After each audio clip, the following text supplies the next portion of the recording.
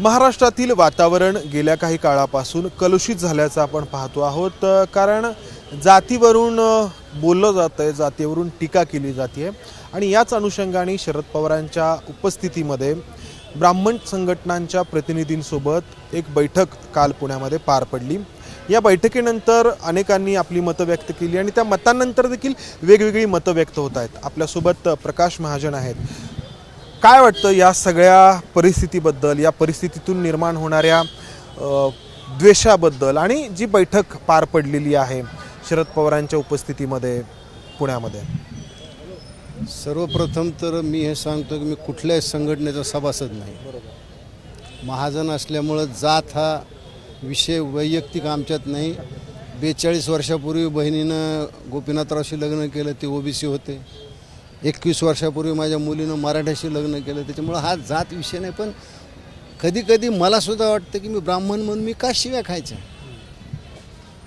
प्रत्येक वेळा तुम्ही ब्राह्मणाला एक सॉफ्ट टार्गेट करून शिवी देता, ही हिंमत तुम्ही इतर जातीविषयी दाखवू शकणार नाही। शेवटी ब्राह्मणाने असे काय केलं का? आम्ही आरक्षण मागितलं, आम्ही काही मोर्चे काढले, आम्ही कुणाला शिव्या दिल्या? प्रत्येक जातीमध्ये चांगले वाईट पुरुष असतात। इतिहास मी सुद्धा वाचला आहे। ज्या गोष्टीचा नेहमी शरद पवार उल्लेख करतात की रामदास स्वामी हे शिवाजी महाराजांचे गुरु नव्हते, हे जगजाहीर आहे। कधीही रामदास स्वामीनं हे म्हटलं नाही की शिवाजी महाराज माझे शिष्य आहेत, किंवा शिवाजी महाराजांनी हे म्हटलं नाही की रामदासजी माझे गुरु आहेत। मी आज शरद पवारला हा प्रश्न विचारतो की शिवाजी महाराजांचे मंत्र घेतलेले गुरु कोण होते? त्या काळात गुरुमंत्र घ्यायची एक पद्धत होती, म्हणजे अलीकडच्या काळात ती बंद झाली 31 हे माहीत नाही। पण उठसूट तुम्ही टीका करणार। जसे जीव देणारे साथीदार होते तसे ब्राह्मण सुद्धा लोक होते ज्यांनी शिवाजी महाराजांसाठी बलिदान केलं। मग तुम्ही त्यांनाच का टार्गेट करता? कृष्णाजी भास्करचं आम्ही कधीही समर्थन केलेलं नाही आहे। जितेंद्र आव्हाडला इतिहास माहीत नसेल, पण अफजल खानाचे जे 10 अंगरक्षक आले होते त्याच्यामध्ये 2 मोहिते होते, आणि हे मोहिते सोयराबाई साहेबांचे चुलते होते। तुम्ही त्याच्यावर नाही टीका करत? इतिहास आम्हाला आहे माहिती, इतिहास आम्ही वाचलेला आहे। तुम्ही उठसूट कुणावर कशामुळे टीका करताय? तर तुम्हाला असं वाटलं राज्य तुमचं आहे, सगळे ब्राह्मण एकदा धरा ना, अरबी समुद्रात नेऊन बुडवा, काय तुम्हाला राज्य करायचं करा ना। शिवाजी महाराजाला सगळ्यात कुणी द्वेष, इतका विद्वेष वाटतो। जी त्यांनी बैठक घेतली, मला माहित नाही की ते लोक का गेले बैठकीला। पूर्वग्रह ज्यांचा दूषित आहे त्यांच्याशी तुम्ही चर्चा काय करता हो? अमोल मिटकरी बोला, अमोल मिटकरी कोणत्या म्हणजे कोणचा पंथ तो मानतो, त्याचे आहेत किती लोक? तुम्ही आम्हाला टीका करता? सगळे बैठक पार पडली तर ती बैठक जी आहे त्याच्याकडून काय त्या बैठकीतून आम्हाला असं वाटलं होतं की ती बैठक पार पडल्यावर जे कोणी ब्राह्मण संघटनेचे तथाकथित नेते होते आणि पवारसाहेब मिळून पत्रकार परिषद घेतील, पवारसाहेबांनी आपली आपली पत्रकार परिषद घेतली, तुमचं तुम्ही बघा म्हणले, निघून गेले। त्यातून काय त्यांनी सांगितलं का की अमोल मिटकरींनी जाहीर माफी मागावी? कधी सांगितलं नाही।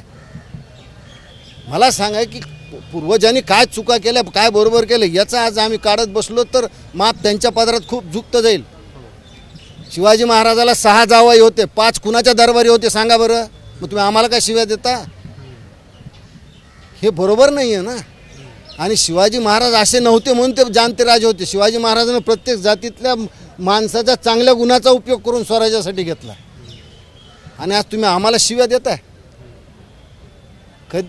मला त्यापेक्षा वाईट व्हायचं वाटलं की ब्राह्मण संघटना गेलीच कशाला?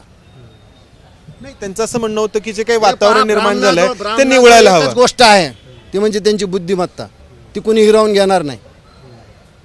प्रतिकूल परिस्थितीत ब्राह्मण जगलेला आहे, पण ब्राह्मण पाणी तांब्याभर पाणी पिऊन झोपू शकतो, पण अपमान सहन करू शकत नाही। कशामुळे तुम्ही एखाद्या जातीला हिनवताय?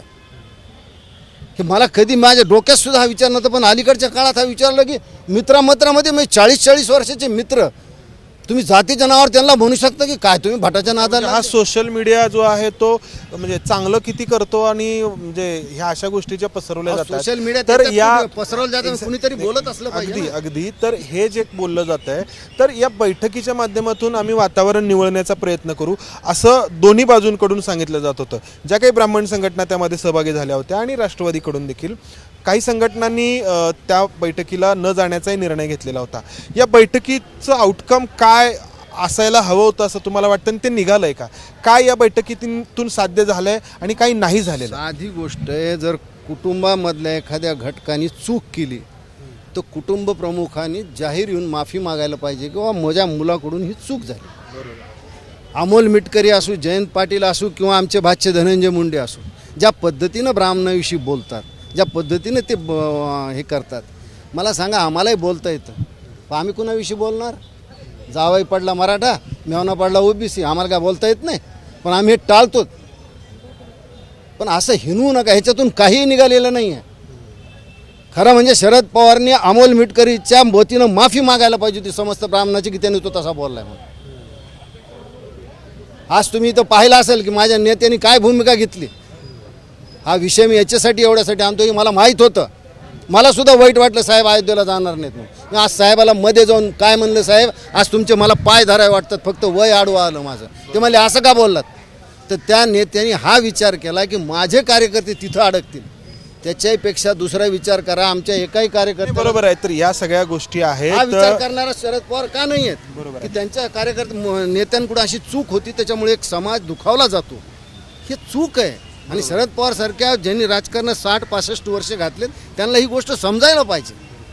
तर जी बैठक पार पडली शरद पवारांच्या उपस्थितीमध्ये ब्राह्मण संघटनांची, त्यातून नक्की साध्य काय होईल असा प्रश्न प्रकाश महाजनांच्या या बोलण्यातून उपस्थित होतोय. आणि दुसरं की या बैठकीच्या माध्यमातून जर सगळं काही समेट घडवण्याचा प्रयत्न होत असेल तर मग ज्या गोष्टी राष्ट्रवादीच्या नेत्यांकडून बोलल्या गेल्यात तर त्याबद्दल शरद पवार स्पष्टपणे का उत्तर द्यायला पुढे आले नाहीत, किंवा प्रकाश महाजनांच्या भाषेत बोलायचं तर माफी का मागितली नाही, असाही प्रश्न ते विचारतायत.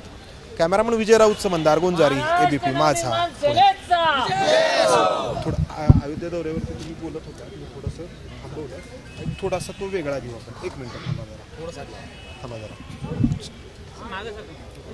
रोल. राज ठाकरेंचं पुण्यातील गणेश कला क्रीडा रंगमंचमधलं भाषण संपलेलं आहे. बाहेर कार्यकर्ते येत आहेत, पदाधिकारी येत आहेत, आपल्यासोबत प्रकाश महाजन आहेत. राज ठाकरेंच्या या भाषणात काय बोलतायत याची सगळ्यांना उत्सुकता होती, कारण आधी बऱ्याच गोष्टी घडलेल्या होत्या. अयोध्येच्या दौऱ्याबाबत ते काय बोलतायत, तर अयोध्येच्या दौऱ्याबाबत ते बोलले की मी तिकडे जावं, हा एक सापळा रचण्यात आलेला होता आणि त्याला रसद महाराष्ट्रातून पुरवण्यात आली होती. तर हा सापळा कुणी रचला होता? पहिली गोष्ट, साहेबाचं भाषण संपलं आणि साहेबाने आम्ही 4-5 कार्यकर्ते बसलो. मला हे जाहीर सांगायला काही संकोच वाटत नाही. म्हणलं साहेब आज स्टेजवर तुमचे मला पाय धरा वाटलं, फक्त वय आडवं आलं. ते म्हणले असं का तुम्ही बोललात, तुम्ही दौऱ्यावर गेले नाही म्हणून रागावलात. म्हणलं ही गोष्ट नाही.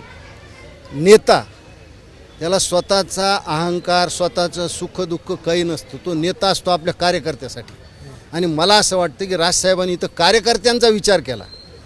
आज राजसाहेबाला खूप ट्रोल केलं गेलं की भिवून आले नाहीत. ती कोण शिवसेनेची ॲक्टिव्हिटी काय नावावरती, दीपाली सय्यद, ती काहीतरी बोलत होती, किंवा संजय राऊत काय बोल. आता संजय राऊत काय म्हणले की आम्हाला म्हणले असते आम्ही दौरा सर यायला, तुझी माईची अवकात नाही, तू आमचा दावा कर, तू आम्हाला काय संरक्षण देणार.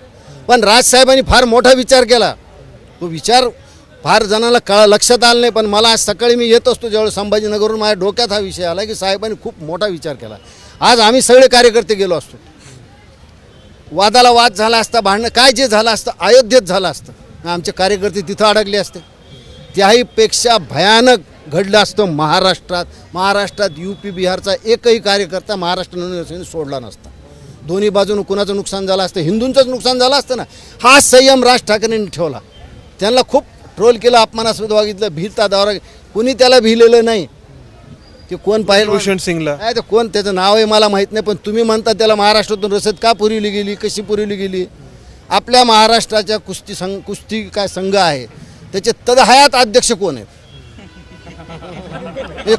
घ्या ना, नाव घ्या ना तुम्ही. आता कुस्ती खेळले का आता आहे, मग ते साधारण शरद पवार तदहयात कुस्ती संघाचे, साखर महासंघाचे, रयत शिक्षण संघ तदहयात अध्यक्ष आहेत. ते कुस्ती खेळली का माहीत नाही, बॅट बॉल धरला का माहीत नाही, पण ते आहे.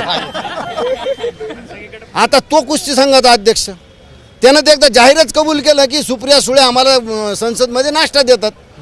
आता खाल्लेल्या मिठाला जागला ना तो.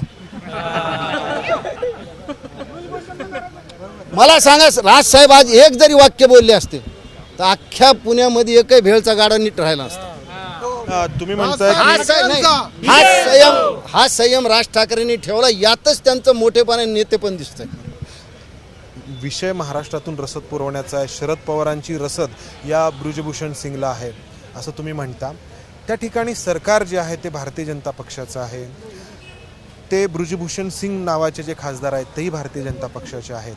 तर मग भारतीय जनता पक्षाचे नेते जेव्हा तुम्ही भोंगा, अजान, हिंदुत्व हे मुद्दे उपस्थित केले तेव्हा तुमच्या पाठीशी होते, तुमच्या सगळ्या मुद्द्यांना समर्थन देत होते. परंतु मग हे भारतीय जनता पक्षाचे नेते हा सगळा सापळा तोडण्यामध्ये, ही कोंडी फोडण्यामध्ये पुढे का आले नाहीत? तर कसं आहे, म्हणजे मी 1970 पासून ते 2005 पर्यंत साधारण तुझ्या आयुष्यात कमी भाजपमध्ये राहिले. नाही, माझं तेवढं आयुष्य नाही. आता तू मला भाजपविषयी काही बोलायला लावू नकोस. नाही, या सापळ्यात एक काडी त्यांची सुद्धा होती. त्यांनाही कुठंतरी योगीला अडचणीत पकडायचं होतं. मी काय म्हणलं, उद्या आम्ही सगळे उतरलो असतो, भांडणं झाले, योगीच्याच प्रशासनावरती ठेपका पाडला असता ना. मग हे त्याच्यात होतं, हे काय आम्हाला कळत नाही असं नाही आहे. त्याच्यापेक्षा पुढे जाऊन म्हणतो मी, माझा नेता राज ठाकरे अयोध्येला नाही गेला म्हणून हिंदू राहणार नाही का? तो तर आहेच प्रश्न काय, जाऊ ना अयोध्येला. आज ठीक आहे, वाईट, उद्या जाऊ आम्ही अयोध्येला. अयोध्या कुठं लांब जाते काय? नाही तर आम्ही नाशिकला पंचवटीत जाऊ, टाकेत आहे नाशिक जिल्ह्यात जिथं जटायूला पाणी, तिथं जाऊ. मुद्दा सापळा लावण्याचा होता. तुम्ही म्हणता शरद पवारांनी सापळा लावला. शरद पवार त्याच्यामध्ये होते, शिवसेना त्याच्यात होती.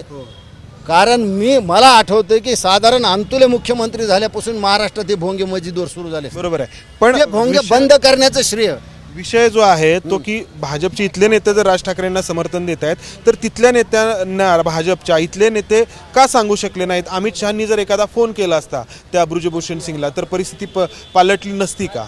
हाही प्रश्न मनसेच्या कार्यकर्त्यांच्या मनात आहे ना. नाही असं कसं म्हणता येईल? नाही, तुमच्या मनात असेल, आमच्या मनात काही नाही. आणि मला सांगतो की आम्ही का फोन, आम्ही सुद्धा अमित शहाला फोन केला असं झालं कशामुळं?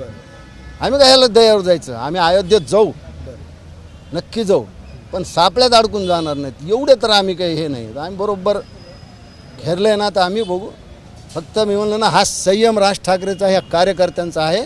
त्या संयमाला राज ठाकरेचा मी सलाम करतो. नसता आज महाराष्ट्रात काय घडलं असतं सांगता येत नाही. इतक्या संयमानं माझं भाषण नेत्यांनी केलेलं आहे. आम्ही सगळे संयमानं वापस चाललेलो. पण हा सापळा नेहमी त्यांना लावता येणार नाही. आणि मला हे म्हणायचं आहे की हिंदूच हिंदूला सापळा लावतोय. कोणत्याही मुसलमानाने हे वक्तव्य केलं नाही की अयोध्येत येऊ नये राजसाहेबांनी. पण आता राजसाहेब अयोध्येला जातील आणि ज्ञानवापी मंदिर मस्जिदला नाही, तो मंदिर तिथेही जातील. धन्यवाद.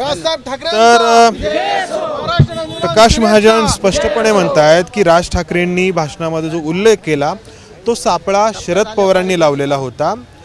पण प्रश्न पुढचा उपस्थित होतो की मग भारतीय जनता पक्षाचे ते खासदार आहेत, भारतीय जनता पक्षाचं उत्तर प्रदेशमध्ये सरकार आहे, तर मग हा सापळा रचला कसा काय गेला?